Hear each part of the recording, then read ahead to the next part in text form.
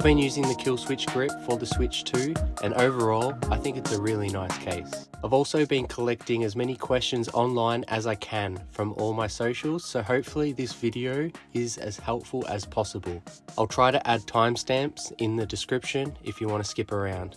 First off, before we dive into the case itself, just a little quick rant, and I just have to say I personally don't love the way dbrand presents itself. They're always just trying to be funny, sometimes it works, but when you've got an actual issue, it gets old really quick. For example, I used the pre-order code incorrectly, which was my fault, but I thought I'd lost my money, and instead of help, I got jokes. No proper reply for over 3 to 4 weeks. And when they did respond, it was just signed off by a robot. Maybe it'd be funny if you didn't just wait a month for a reply, but I had. They also said I'd receive a shipping confirmation email as soon as the order leaves the warehouse. But 3 weeks later, it just showed up. No email, nothing. Anyways, back to the actual case. With Switch 2 grip cases, a lot comes down to the way you actually use your Switch. There's no single grip that will suit everybody. It's such a versatile device. So here's a few little quick questions to think about. Do you even play handheld? What percentage of your gaming is docked versus handheld? Do you travel with your Switch? Do you use Joy-Cons detached from your Switch? Do you carry game carts with you? Me personally, I play handheld probably 95% of the time. I've got young kids and I don't really play while they're awake. Also, I try not to hog the TV if my wife wants to watch something. I almost never use detached Joy-Cons unless I'm rarely playing multiplayer with my family and friends. If I do play docked, I've got Pro controllers. And also when needed, I could just give my kids Switch 1 Joy-Cons.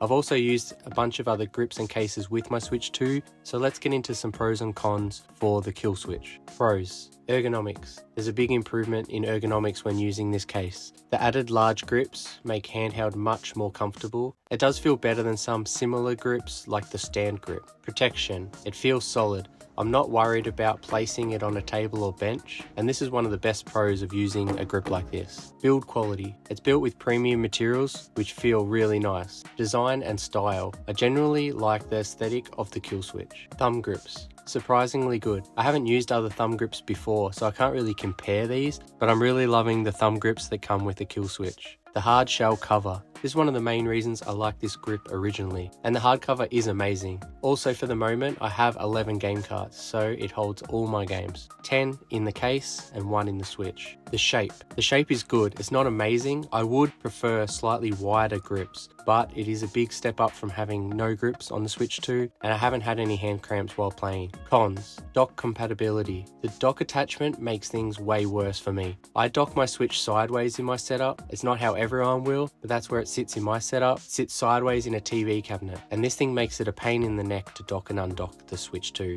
Honestly, I probably won't even charge my Switch in the dock unless I'm actually docking it to play on the TV. It's that much of a pain. Attachment method. This case is stuck onto the Switch with adhesive strip. That means you can't remove or swap the grips out easily. It also makes it quite hard to compare this with other grips for videos like these. Once it's on, it's on. Joy-Con movement. There is still Joy-Con movement when using this Switch case. I didn't find it as bad as some people said, and I don't feel like it's going to come out, but there is still movement and a bit of sound with the rubber rubbing against each other. If easy Joy-Con removal is a priority, then this case might be worth it, but it does come at a cost. I'm finding that I personally prefer a single piece grip case. Stress on the Joy-Con rails. Like I said, I didn't have the Joy-Cons coming off when using the Switch, but I'm more worried about the leverage or stress that this shape of grip is putting on the connection between the Switch and the Joy-Con itself. When I'm holding this, if I do use one hand like people are mentioning, I feel like there's a lot of pressure getting put on that connection.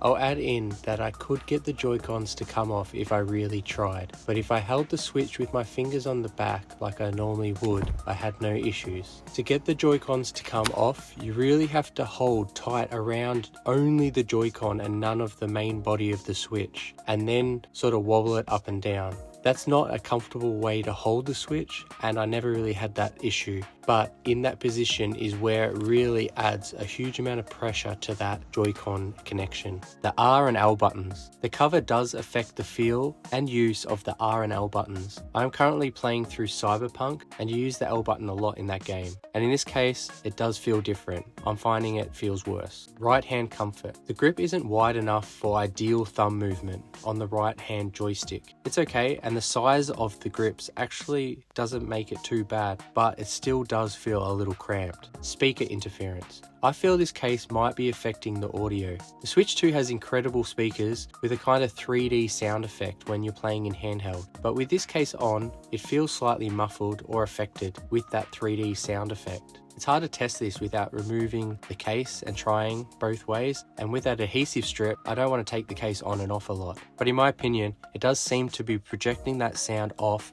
and affecting that 3D sound. So, final thoughts? You really need to think about what your needs are and how you use your Switch. For me, I love how protected the Switch feels with the Killswitch. I love the rubbery premium finish. I love the style and design. Also love just having the hard shell and not having to bring anything else with you.